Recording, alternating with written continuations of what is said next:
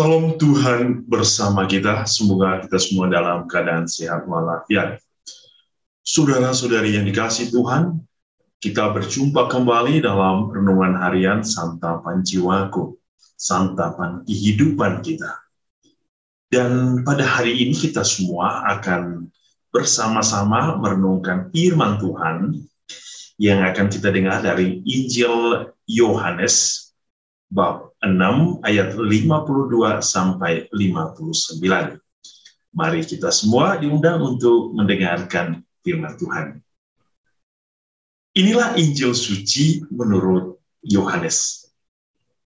Orang-orang Yahudi bertengkar antar sesama mereka dan berkata, bagaimana ia ini dapat memberikan dagingnya kepada kita untuk dimakan?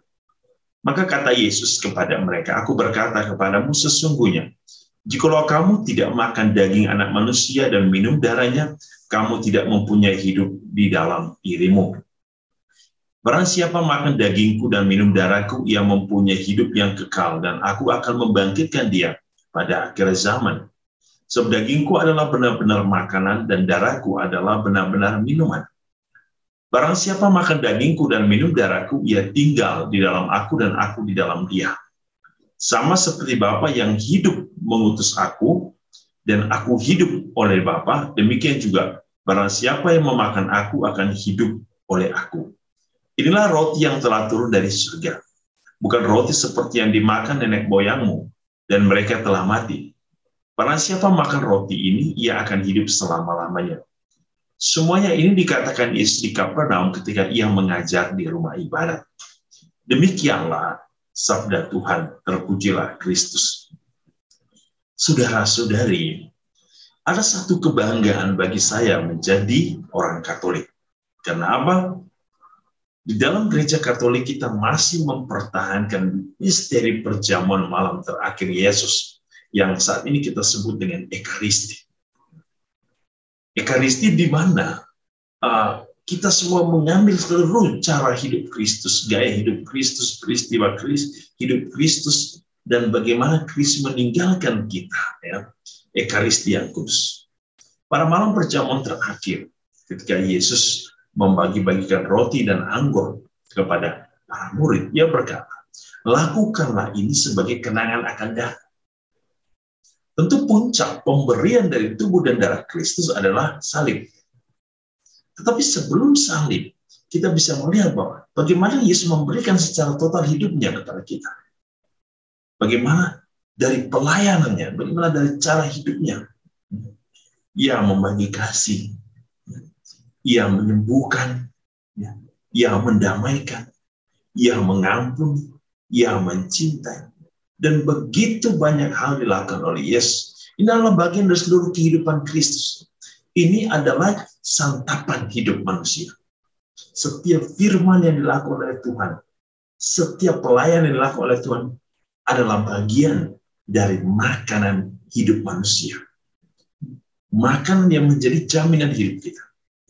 Ya, sehingga saya katakan puncak tertinggi dari kasih Allah adalah pemberian dirinya di kayu salib. Ia memberikan secara total tubuh dan darahnya, jiwanya, raganya, nyawanya bagi kita. Sehingga setiap kali kita mengambil bagian dalam Ekaristi, kita tidak hanya melihat itu sebagai roti biasa atau anggur biasa, tetapi melalui misteri Bapa dalam peristiwa ini, ia mengubah roti dan anggur menjadi tubuh dan darah Kristus melalui pencurahan roh. Saudara-saudari, ini penting. Bagaimana kita bisa memahami? Ya, kita harus percaya. Kita harus percaya. Kita harus yakin. So, dengan keyakinan kita, kita bisa menemukan misteri ilahi itu. Karena misteri ilahi adalah sesuatu yang harus dipahami dengan misteri iman. Oleh karena itu, saudara-saudara, mengambil bagian seluruh kehidupan Kristus berarti mengambil bagian dari seluruh santapan hidup Kristus itu sendiri. Santapan iman itu. Maka Yesus mengatakan, barang siapa yang makan dagingku dan minum darahku, berarti ia mengambil seluruh kehidupan Kristus. Darah, air, raga, jiwa, dan seluruh karya-karya Yesus itu menjadi bagian dari hidup seseorang.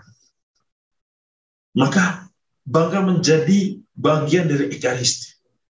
Di dalam Ekaristi, Allah menyatakan cinta sehabis-habisnya kepada manusia.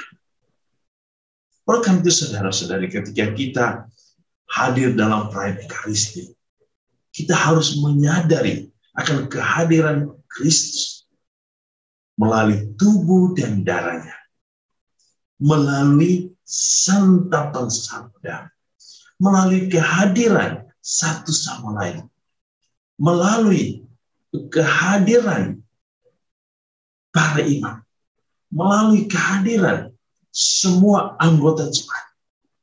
Kita semua adalah satu di dalam Ekaristi. Dan puncak dari seluruh perayaan kita adalah Allah memberikan hidupnya bagi manusia. Saudara-saudari, bagaimana cara kita mengambil bagian dalam Ekaristi itu penting. Supaya kita menjadi layak untuk menerima Allah, layak untuk menerima Kristus dalam pikiran kita, di dalam hati kita, di dalam jiwa kita, di dalam raga kita, supaya ketika kita sudah mampu menerima totalitas Allah dalam hidup kita, maka kita mampu untuk memberikan hidup kita pula secara total bagi sesama. Maka kita adalah Kristus yang baru bagi sesama. Kristus yang hadir dalam diri kita bagi sesama. Sebab inti dari mengambil bagian dalam Ekaristi adalah untuk menjadi pelaku Ekaristi itu sendiri. Saudara-saudari, marilah dalam hidup kita harus mampu untuk menerima seluruh kehidupan Allah dalam hidup kita dalam diri kita. Supaya kehidupan keberimanan kita, kehidupan keagamaan kita benar-benar menyatu dengan Sang Kepala itu sendiri, yaitu Kristus sendiri. Semoga Tuhan akan menguduskan kita, hati, pikiran, jiwa kita, untuk mampu menerima Dia secara total di dalam hidup kita, untuk menjadi bagian dari santapan kehidupan kita. Tuhan Yesus memberkati kita dengan berkat-Nya yang berlimpah, menguduskan hidup kita, memberikan kita kesehatan jiwa dan raga kita. Tuhan Yesus memberkati dalam nama Bapa dan Putra dan Roh Kudus. Amin.